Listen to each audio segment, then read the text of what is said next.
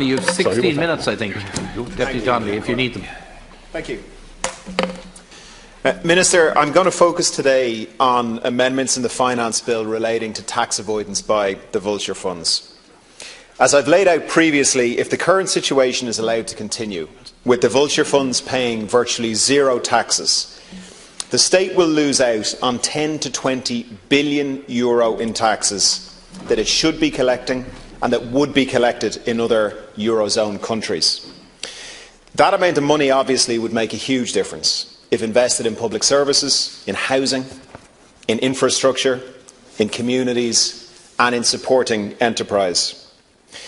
Now, the tax avoidance that we're seeing does not need to be curtailed. It needs to be shut down completely. That is the stated intent of Minister Noonan. That is the stated intent of the government. And the Finance Bill is the mechanism to do it. So the question for us is, how does the Finance Bill measure up to the Minister's and the Government's stated intent to shut down tax avoidance by Vulture funds?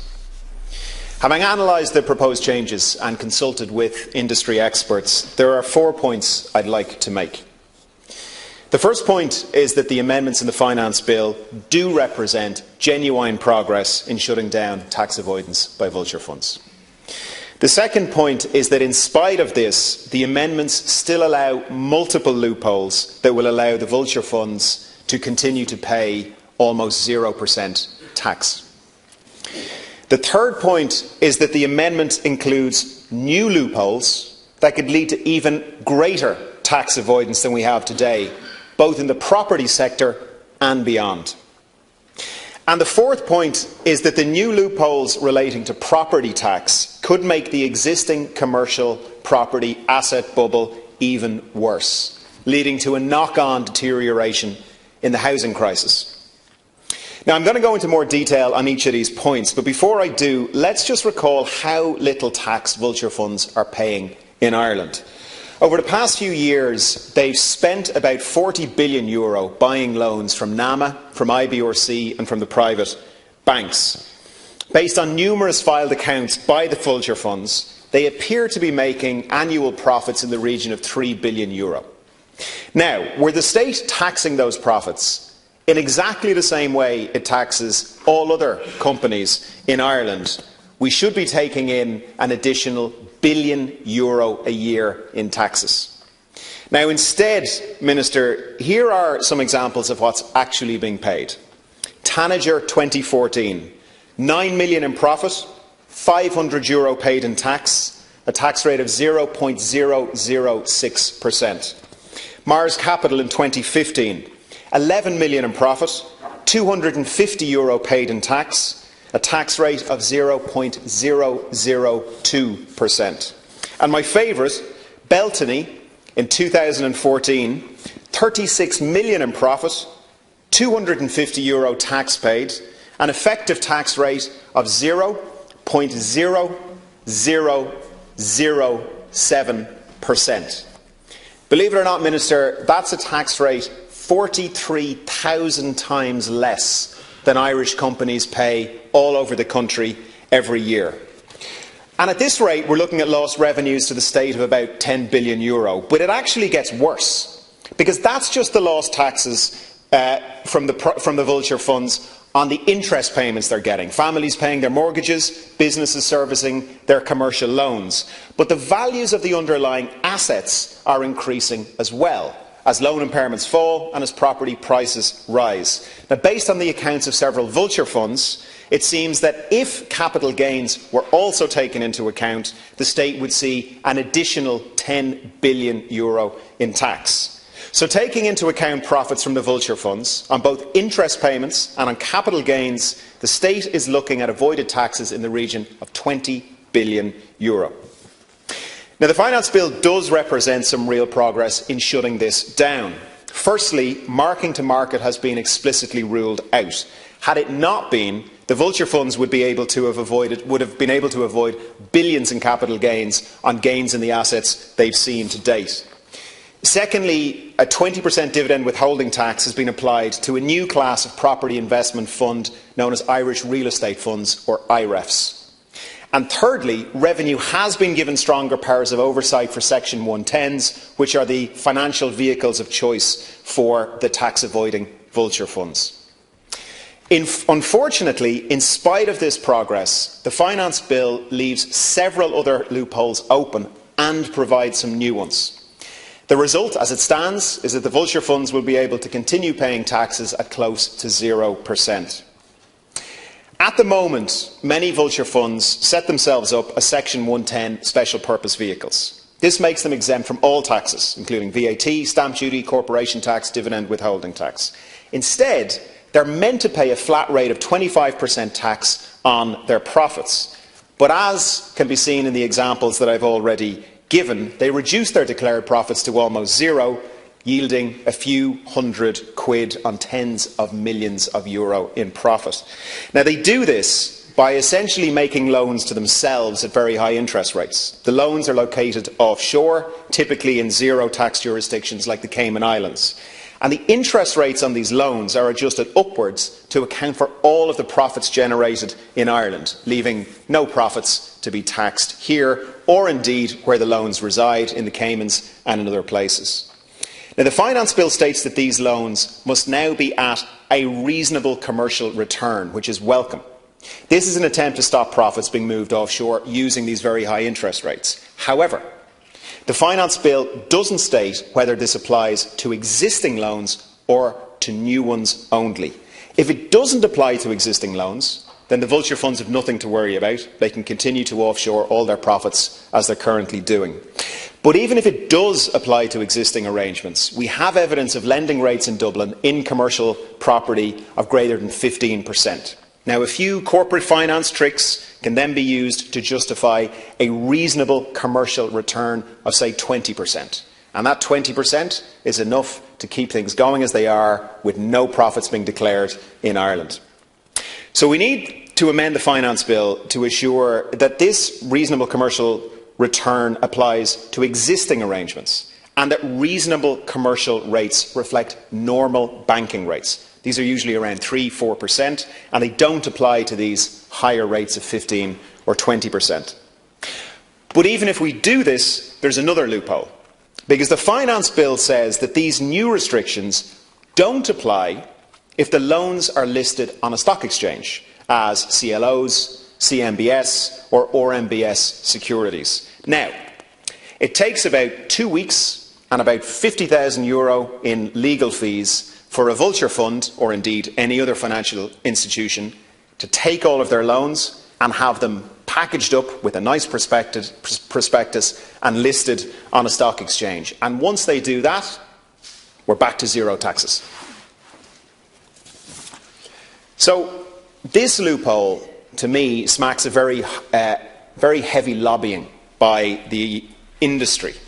And it has the financial advisors, I'm told, very excited. Because if this can be done for the vulture funds, it can also be done for every other financial corporation holding loans: banks, pension funds, life assurance companies. So in effect, what the Finance Bill would be doing in allowing this is creating a new market in mortgage-backed securities based on tax avoidance. What would the result of that be? Not only would the vulture funds be able to continue avoid paying taxes, but so too, newly, would a host of other foreign investors, essentially taking a sizable asset base out of the Irish tax net. Now, this new mechanism needs to be deleted from the Finance Bill. But even if we do this, there's yet another loophole.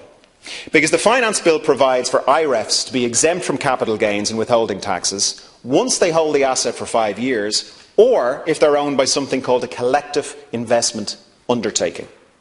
So if all else fails, if we manage to clamp down on the interest rates and we manage to somehow not have them list their loans on the stock exchange, the vulture funds can make an internal transfer of their loans from the Section 110 into the IREF. They can do it, they can backdate the move to before September 5th, and then they can organise the IREF to be owned by a collective investment undertaking located offshore.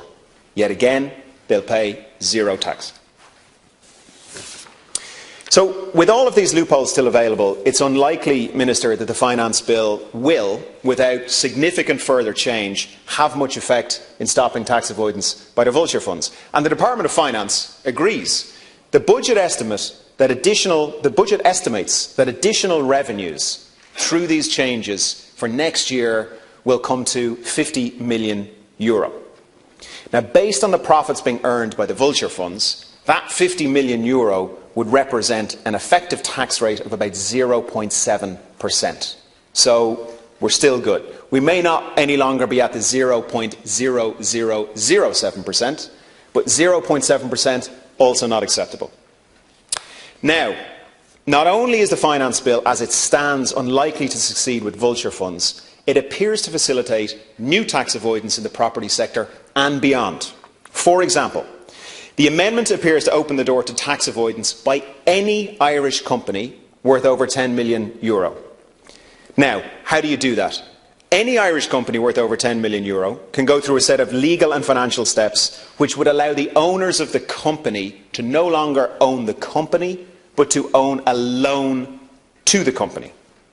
That loan can be used, as they are now by the Vulture funds, to suck all of the profits out of the company into a Section 110 vehicle and then offshore, thereby avoiding all corporate taxes. Now, as already discussed, the bill also creates a mechanism for commercial and residential mortgages to be offshored, moving them into a tax-free world. But there's more. Because through IREFs, it also creates a mechanism for funds to buy commercial property directly and never pay any taxes on income or capital gains. So the owners of commercial property won't have to pay any tax. And the owners of the loans to property won't have to pay any tax. So we're now at risk of taking the entire Irish commercial property sector, one of our biggest asset classes, out of the Irish tax base. Now, no other Eurozone country does this, and nor should we. Because if we do, two things are going to happen. First, the corporate tax base is going to be significantly eroded. And second, an existing asset bubble in commercial property will inflate further. The Dublin, Minister, is now the second most expensive commercial property market in the Eurozone. Why is this? We have about the same cost to build as everybody else. We have more or less the same average wages as everybody else. So commercial property prices should be about the same here as they are in the rest of the Eurozone, but they're not. Think about this. Commercial property in Dublin is now the second most expensive in the Eurozone. Now that is cause for concern.